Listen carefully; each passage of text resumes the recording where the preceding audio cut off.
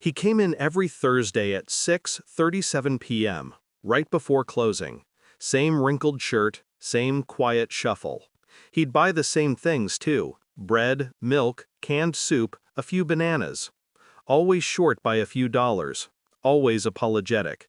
"I'm sorry, son, I thought I had more." I'd smile, wave him off, slide my card when no one looked. $3, $5, $7. For 2 years. It wasn't charity, not Willie. It was routine. A quiet exchange between strangers pretending not to need each other. He never knew my name. I never asked his. Then he stopped coming. Week 1, 2, a month, then 3. Gone. The store didn't change. The hum of the freezers, the clatter of carts, the fluorescent hum. But something hollowed out the space where he used to stand. I assumed the worst. You can tell when someone's story ends. It's in the silence they leave behind. 6 months later, a man in a gray suit approached my register. He had his eyes.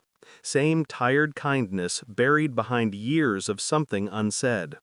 "Are you Daniel?" I nodded. "My grandfather passed," he said. "He left you this." He handed me an envelope, a letter, and a check for $500,000. The store went quiet. Even the freezers stopped humming.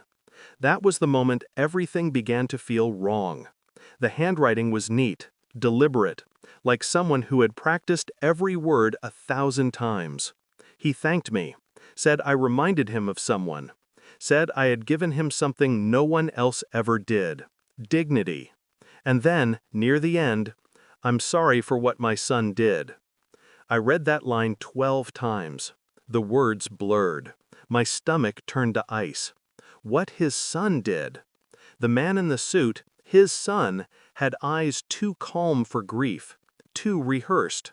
I asked nothing. He offered nothing. He just watched me read, waiting for something, a reaction, a crack. I gave him none.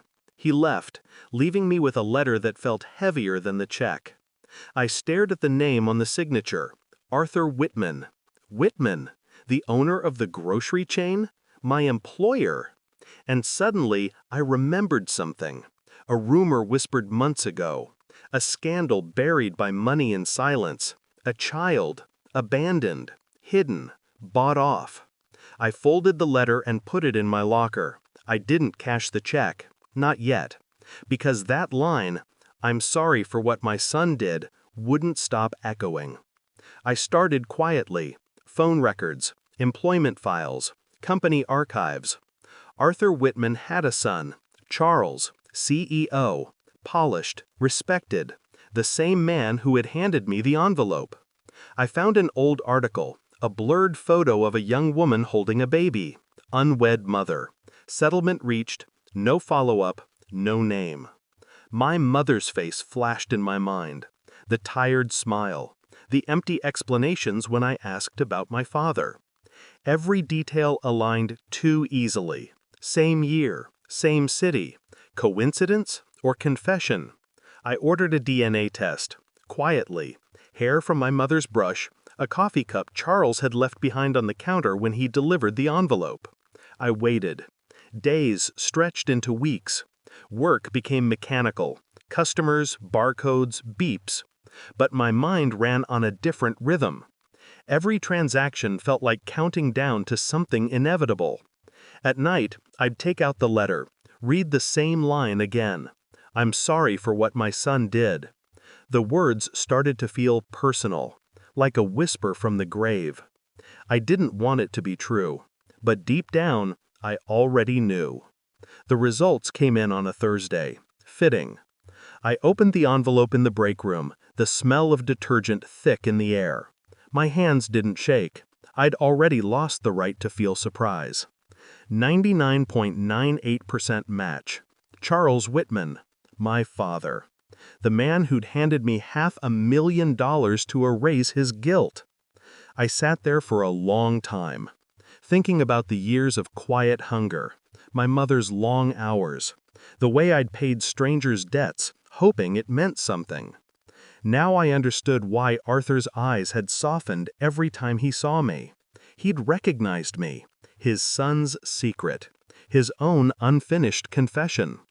When I saw Charles again, it wasn't planned. He came to the store to check in on operations. Flawless smile, silver watch, eyes that reflected nothing. I handed him a folded paper. He opened it, read. The color drained from his face. No words, just silence. Finally, he whispered, "Where did—" Outside, rain, I thought about the man who'd locked her outside. About the woman who'd let him. About the version of myself that used to believe in forgiveness. He'd lose his freedom. She'd lose her reputation. And I'd lose nothing I wasn't already done with. I stood, pulled the blanket higher around my daughter's shoulders, then whispered the truth, just for her. You were right to cry for your real dad. I turned off the light, walked out without looking back. Some things deserve the dark, and some men earn it. Began to fall, slow, relentless, familiar.